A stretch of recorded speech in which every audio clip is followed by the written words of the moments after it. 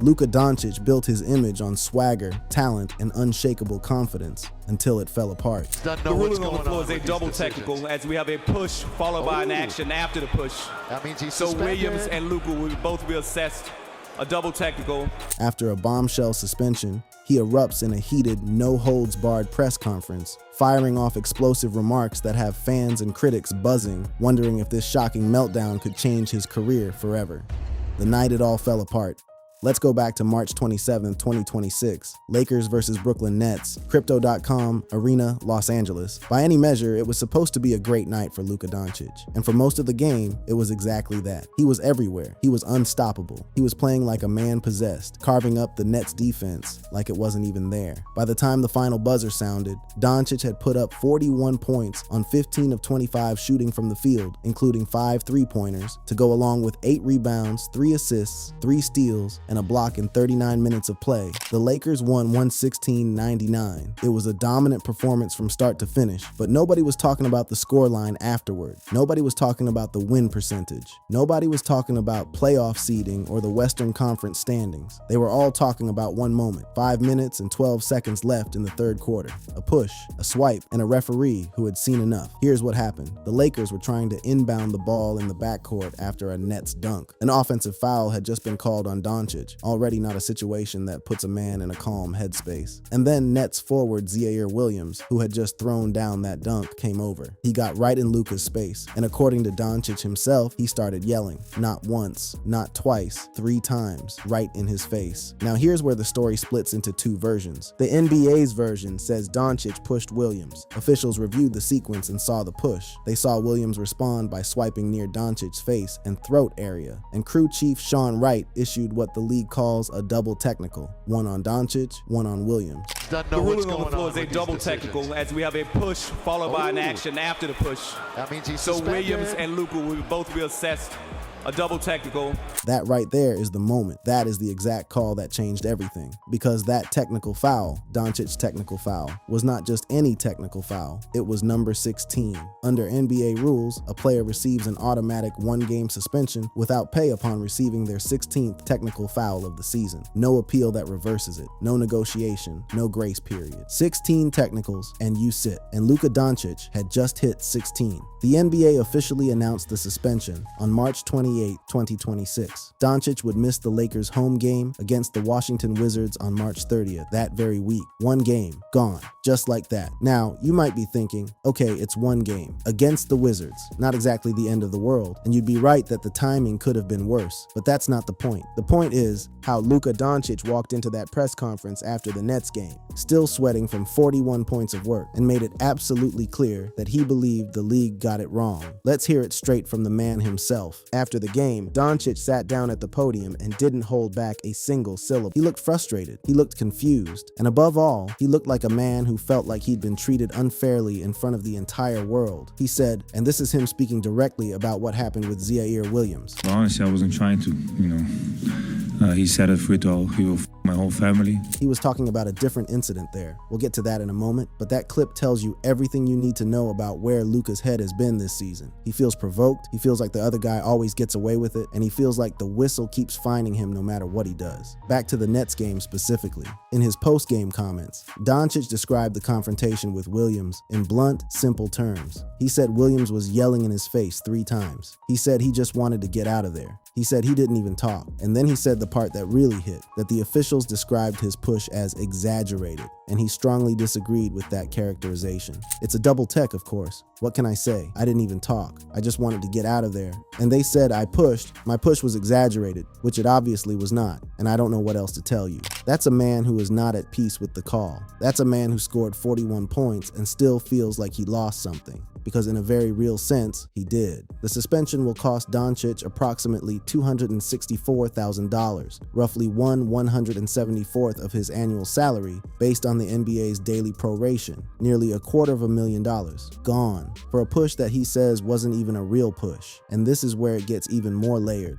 because this wasn't even the first time this season that Luka had reached 16 technical fouls. It happened before, just 9 days earlier, and the story of how that one got erased is just as wild as the story of how this one stuck. Stay with me. On March 21st, just 6 days before the Nets game, Doncic got into a heated verbal exchange with Orlando Magic center Goga Bitadze. It was at the free throw line. Words were exchanged, temperatures rose, and when the whistle blew, the technical foul count on Doncic went to 16. Again, but this time, the Lakers fought back. After the Lakers appealed the technical, the NBA rescinded it. The count went back down to 15. No suspension. Luka was saved. But here's the thing about what happened in that incident, because Doncic talked about it, and what he said explains a lot about his headspace heading into the Nets game. And at some point, this is basketball court. At some point, I just can't stand. He said it was in Serbian. He said Bitadze made a comment about his family, a deeply personal, deeply offensive comment that Luka felt he couldn't just walk away from. And while he acknowledged he needed to do better, he was very clear. He felt he had no choice but to respond. According to Doncic's own account, Bitadze told him at the free throw line that he would do something vulgar to his whole family. Bitadze denied starting it and said Doncic was the one who initiated the exchange. The NBA reviewed it, sided with the Lakers' appeal, and wiped the technical from the books. But here's what that episode really tells us. It tells us that going into the Nets game, Luka was already on 15 technical fouls. He was already one slip away from suspension. He already knew the stakes, and yet, when Zaire Williams got in his face and started yelling, he still reacted. He still pushed, and that push still got called. This was the second time this season Doncic reached 16 technicals. The first time the Lakers got him out. The second time the league held firm. And that tells you something important about the man at the center of this story.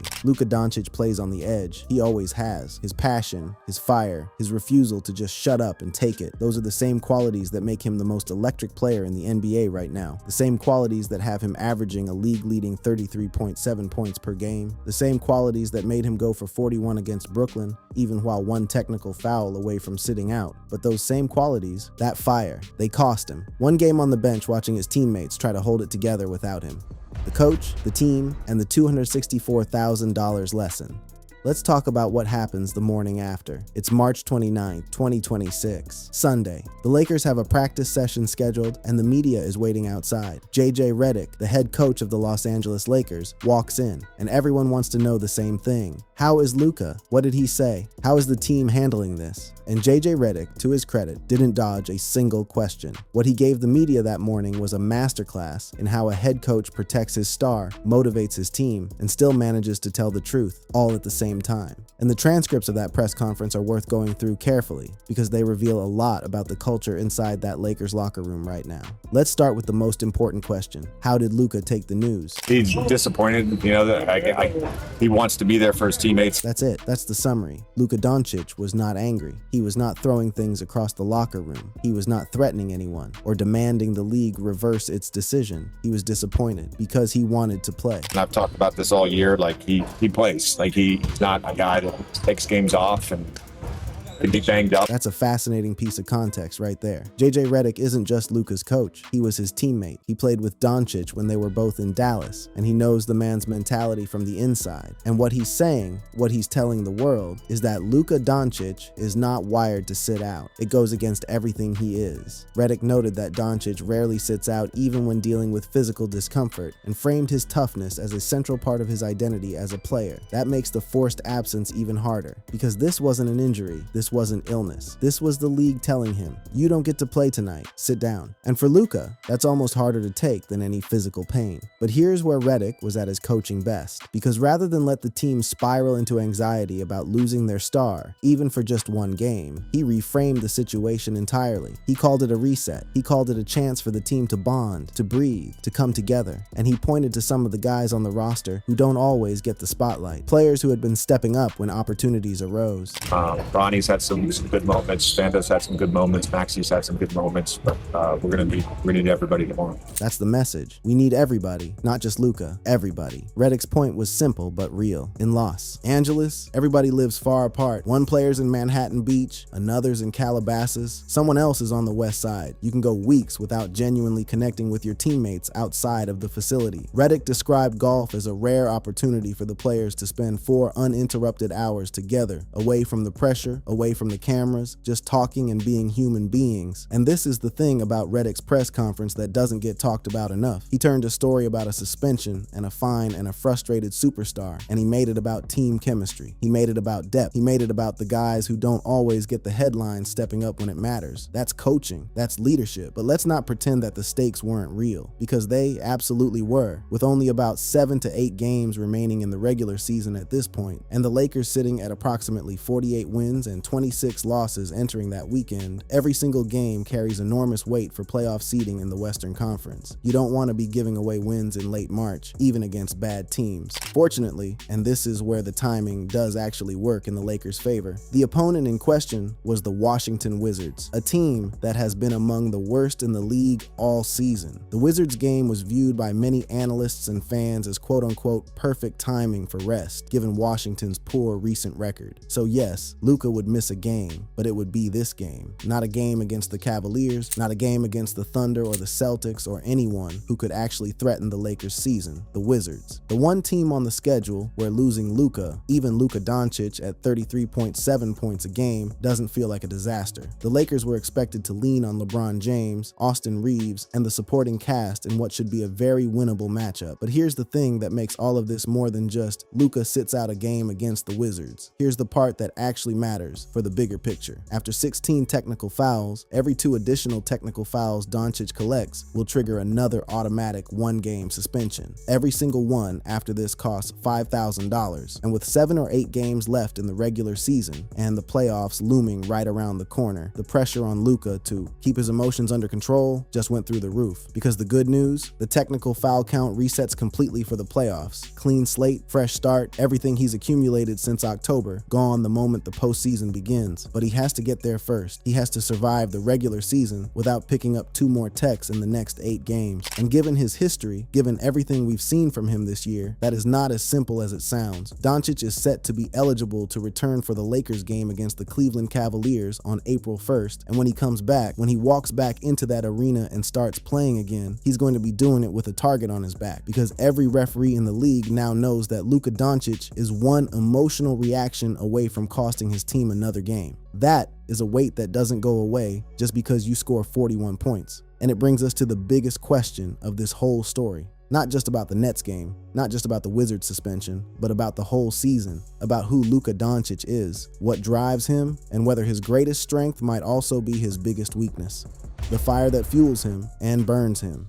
There is a version of Luka Doncic that just plays basketball. He takes the ball, he scores, he passes, he defends. And when a call goes against him, he shrugs his shoulders, jogs to the other end of the floor, and focuses on the next play. That version of Luka Doncic does not have 16 technical fouls. That version doesn't miss games. That version doesn't lose $264,000 in a single night. But that version also probably doesn't average 33.7 points per game. That version probably doesn't put up 41 on Brooklyn the same night his season almost falls apart. That version probably isn't the most exciting, most electric, most talked about player in the NBA right now. Because the thing about Luka Doncic, the thing that everyone who has watched him closely understands, is that the fire and the fouls come from the same place. They're not separate, they're the same thing. 2 sides of one coin. Doncic has been on a historic scoring tear this season, averaging approximately 39.7 points per game over his last 12 games heading into the suspension. Think about that number. Nearly 40 points a game over 12 consecutive games. That is not a man who is coasting. That is not a man who is sleepwalking through the regular season. That is a man playing with an intensity that very few athletes in any sport ever reach. And that intensity, that relentless, almost desperate need to compete, to win, to refuse to be outworked or disrespected, is exactly what makes him so dangerous to officiate. Because when you play that hard, every call feels personal. Every whistle feels like an attack. Every taunt from an opponent feels like something that cannot go unanswered. Doncic ranks among the top of the league in technical fouls this season and has a career history of finishing near the league lead in techs across multiple seasons. This is not a new story. This is a pattern, a long, documented, thoroughly consistent pattern of a man who cannot fully separate his emotions from his basketball. And the media, they noticed. Let's talk about the reactions. Because the press conference was one thing, but what happened in the days after the suspension announcement told a very different story about how the basketball world sees Luka right now. Mainstream outlets like ESPN, CBS Sports, Yahoo Sports, and The Athletic treated the suspension largely largely as routine league enforcement, straightforward application of the NBA's automatic threshold rule. Not a scandal, not a crisis, just the rule doing what the rule does. But not everyone was that measured. Former NBA player Joe Johnson came out as one of the more pointed critics of Doncic, slamming him for what he described as a lack of awareness, especially given the timing, with the Lakers in the middle of a critical playoff seeding push and Doncic in the middle of an MVP caliber run. Johnson called it the hottest thing since fish grease in terms of poor judgment. And while that's a colorful phrase, the point underneath it is a serious one. You are one of the best players in the world. You are leading the league in scoring. Your team is fighting for seeding in the Western Conference playoffs, and you let a man yelling in your face 3 times, yes, but yelling, not punching, push you into giving away a game. That's the critique. And it's fair. Social media reflected a wide range of reactions, from fans defending Doncic with messages like the NBA hates Luka to others calling for him to manage his emotions better to avoid future penalties. The divide is real. Some people watch Luka and see a warrior who refuses to be disrespected. Others watch him and see a man who keeps handing opponents exactly what they want, a reaction. And think about that for a second. Think about what Zaire Williams gets out of this situation. He yells at Luka 3 times. Luka pushes him. Williams swipes back. Double technical. And the end result? Williams misses nothing. Williams loses nothing. Williams keeps playing. Luka Doncic, the MVP candidate, the man who just torched that same team for 41 points, sits on the bench on March 30th and watches the Washington Wizards game on the monitor in the locker room. Who won that exchange? Doncic joins Dillon Brooks as just the second player suspended for technical foul accumulation in the entire 2025-26 NBA season. In a league of hundreds of players, 2 suspensions, and Luka is one of them. Now let's go back to what Doncic himself said, because his words at that press conference weren't just frustration. They were a window into something deeper. When he talked about the Batadze incident, when he said he couldn't just stand there while someone talked about his family like that, you could hear something beyond basketball anger in his voice. That was personal. That was a man with a code about what he will and won't accept, regardless of the scoreboard. He knows it costs him. He said it himself. I let them down today. He knows the damage it does. He knows the fine is coming. The suspension is possible. The headlines are going to be about the technical and not the 41 points. He knows all of it, and he still can't stop. That's not weakness. That's not stupidity. That's just who he is. That's the same core that was built in Slovenia, that competed against grown men when he was 15 years old, that refused to accept anyone telling him he wasn't good enough. That fire doesn't have an off switch. You can manage it, you can redirect it, but you cannot remove it. JJ Redick addressed this directly during the season, noting that Doncic was aware of being close to the technical threshold and was actively trying to avoid accumulating more. And that's true. The Lakers successfully appealed at least one other technical earlier this season before the Orlando incident. They are monitoring every whistle, fighting every borderline call, trying to protect their star from himself as much as from the referees. But here's the fundamental tension that no appeal process can fully resolve. Redick has repeatedly praised Doncic's competitive fire as essential to his greatness, saying he would rather have passionate players than passive ones, and noting he's a special kind of competitor. At the same time, that fire is the direct cause of every technical foul on the ledger. You can't have it both ways. You can't celebrate the intensity and pretend the technicals are a separate issue. They are not separate. They are the same thing. Some analysts openly questioned whether the double technical in the Nets game truly warranted pushing Doncic to suspension territory, noting that the incident was relatively minor compared to past NBA altercations. A push and a swipe, both reviewed, neither upgraded to a flagrant foul. And that's a legitimate discussion to have about the NBA's automatic threshold system. Because here's the thing about the rule. It doesn't care about context. It doesn't care whether technical number 1 was a major eruption and technical number 16 was a minor jostle. It doesn't care whether your opponents provoked you in a language the referees don't speak. It doesn't care how many points you scored that night. 16 is 16. The suspension is automatic. Earlier in the season, Doncic also received a separate $50,000 fine for an inappropriate gesture toward an official during a game against the New York Knicks on March 8th. So this isn't just about verbal arguments. This is a comprehensive pattern of emotional responses that have caught up with him all at once in the final weeks of the regular season. And now, with the playoffs right around the corner, the question everyone in Los Angeles is asking is simple. Has Luka learned? Because the technical foul count resets for the postseason. That's the silver lining. Whatever happens between now and the end of the regular season, Luka walks into the playoffs with a clean slate. No accumulated techs, no suspended games hanging over his head, just basketball. He returns for the Lakers game against the Cleveland Cavaliers on April 1st. Cleveland, a legitimate, dangerous team. A real test. The kind of game where Luka's fire is an asset, not a liability. The kind of game where 41 points means something different than 41 points against the Nets on a random Thursday in March. And that's what makes Luka Doncic such a complicated, compelling, endlessly watchable figure in this league right now. He's not perfect. He costs himself games and money and headlines. He walks into press conferences visibly frustrated and says exactly what's on his mind even, when the smarter play would be silence. But when the lights come on and the game is real and the stakes are highest, there is nobody more dangerous, nobody more determined, nobody more willing to go straight through the fire to get what he wants. The same competitiveness that fueled his league-leading 33.7 points per game this season is the same force that put him in that press conference chair explaining a push and a technical foul on a night he dropped 41. It's all one thing. It has always been one thing. And when the playoffs start, when 16 technical fouls become 0 and the slate is clean, and the games that actually define legacies begin, you had better believe that fire is going to be burning. Maybe that's not the most cautious way to play. Maybe it's not the most disciplined. Maybe it costs $264,000 and one game against the Wizards, but it's Luka. And right now, in the 2025-26 NBA season, Luka is exactly what the Los Angeles Lakers need. Found this information exciting and unbelievable? Be sure to check out other similar and amazing videos on the screen. Thanks again for watching. I'll see you in the next video.